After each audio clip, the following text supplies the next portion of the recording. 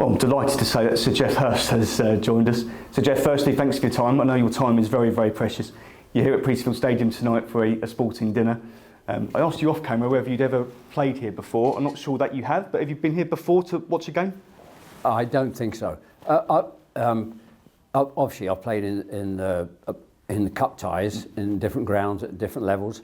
I sometimes I could say no, and somebody would come in the room and said, yeah, you were here in 1965 or something, or you watched a game here, you were doing something. But my own honest answer is that I don't think I've been here, and I'm not sure whether I've actually been to Gillingham, right. Let alone the football club either.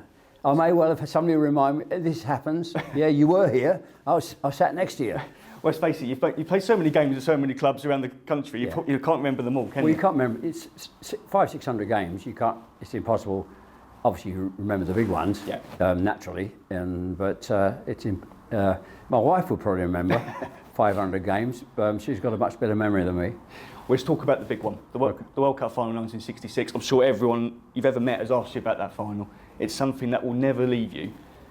When you did score the hat-trick that day, did you honestly think, 58 years later, 59 years later, we'd still be talking about it?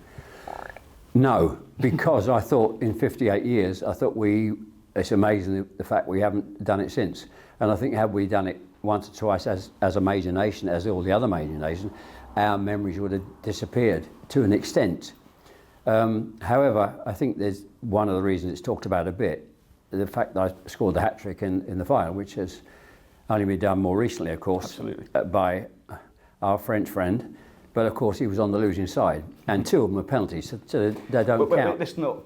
We'll discard that. Mbappe. Yeah, so I think have we done it a couple of times? The answer is probably not.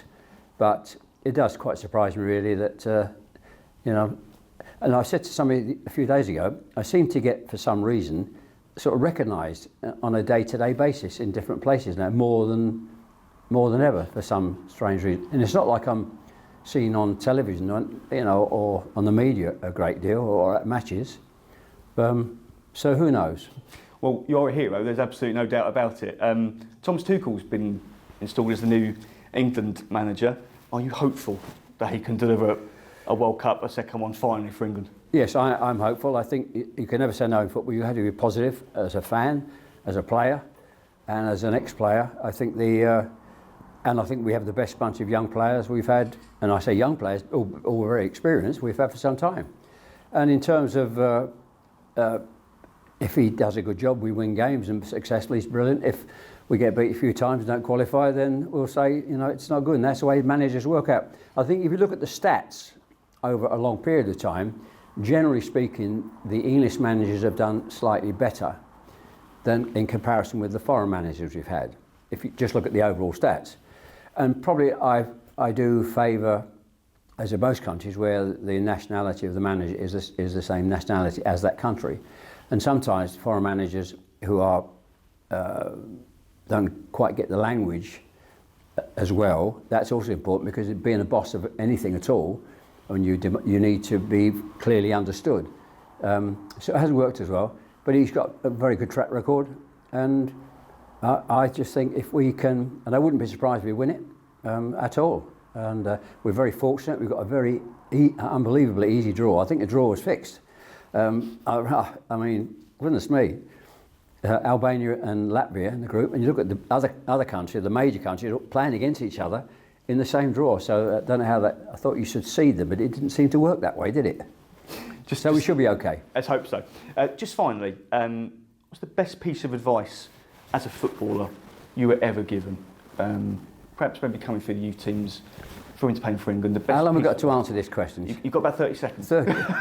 That's one of the most difficult questions I've had. What advice? My God, I need to think. Can you stop? Hang on. What? Best bit of advice? Or maybe the one person that's perhaps helped shape your career. Oh, that's easy. That's an easy one. Let's go for that one. Oh, that's easy. The person shaped three people have shaped my career.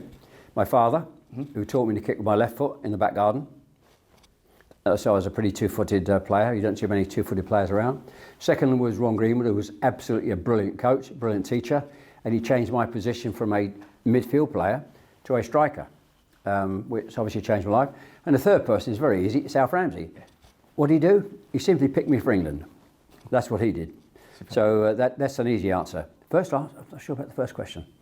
Lovely. Advice. Well, I'll give you time to think about that one. Okay. You can We'll come back to me. finish the interview in a couple of I'll hours. tell you what, come back in a couple of hours, we'll go again. Yeah, okay. Give it some thought. So Geoff, appreciate your time. Thank You're you. welcome. You're welcome.